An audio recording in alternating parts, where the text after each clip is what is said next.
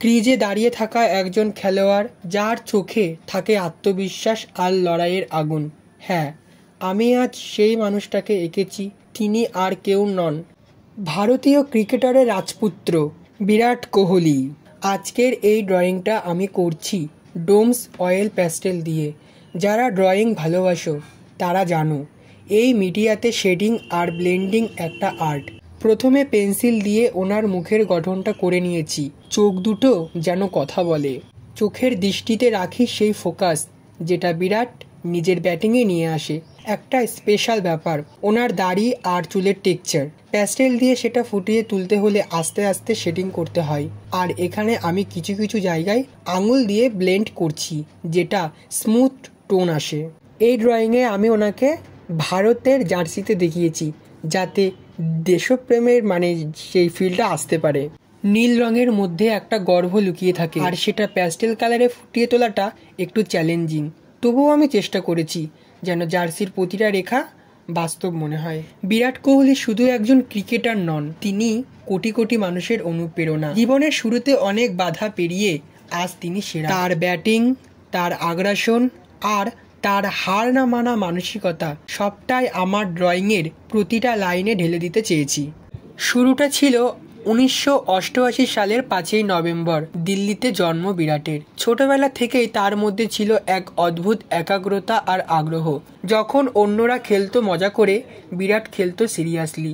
ছোটবেলায় বাবার হাত ধরে মাঠে যাওয়া, কোচের কথা মেনে প্রতিদিন ঘাম ঝরানো, সেখান থেকে শুরু হয় তার ক্রিকেট সফর। 2006 সালে এক কঠিন সময় আসে। বিরাটের বাবা মারা যান, কিন্তু পরদিনই তিনি মাঠে নামেন দিল্লির হয়ে খেলার জন্য।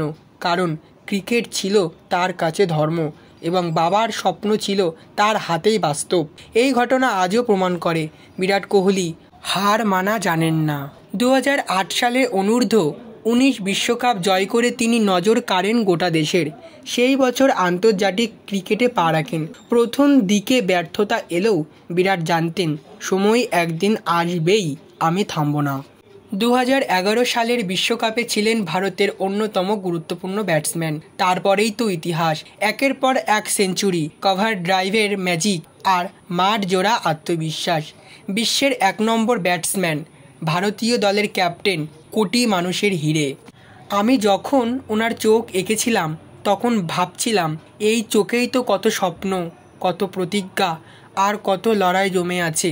ওনার একটা অভিব্যক্তি যেন বলে, আমি ভারত, আমি হারতে জানি না।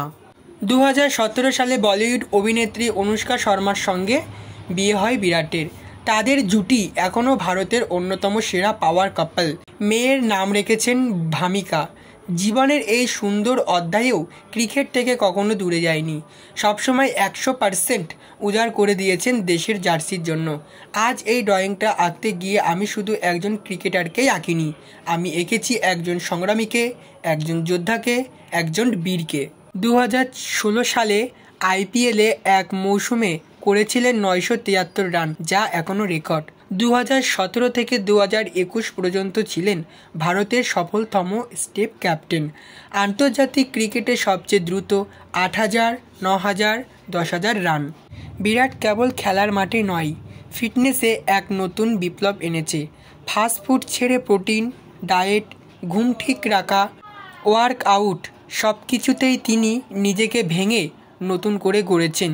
তাকে দেখে আজকের তরুণরা শিখছে ডেফিনেশন মানে শুধু কাজ নয়, জীবনযাপনও। আজ বিরাট যেখানে দাঁড়িয়ে আছে সেটা একদিন শুধু স্বপ্ন ছিল, আর আজ সেই দিনটা হাজারো তরুণের চোখে জ্বলজ্বল করে। ওনাকে দেখে আমরা শিখি নিজের ওপর বিশ্বাস থাকলে প্রতিটা অসম্ভবই সম্ভব হয়ে যায়। এটা ছিল আমার ছোট্ট একটা শ্রদ্ধাঞ্জলি দ্য কিং অফ ক্রিকেট বিরাট কোহলিকে। জীবনে হয়তো ওনাকে ছুঁতে পারবো না, কিন্তু আঁকায় আমার ভালোবাসা দিয়ে ছুঁয়ে ফেললাম ওনার একটা ছায়া। ধন্যবাদ সবাইকে ভিডিওটা দেখার জন্য। যদি ভালো লেগে থাকে তাহলে একটা লাভ দিয়ে জানিও, আর এমন ভিডিও পাওয়ার জন্য পাশে থেকো, কারণ ভালোবাসার রঙে আঁকা গল্প এখানেই বলা হয়। বিরাট কোহলি মানে আত্মবিশ্বাস, বিরাট কোহলি মানে সাহস, বিরাট কোহলি মানে এক যোদ্ধা।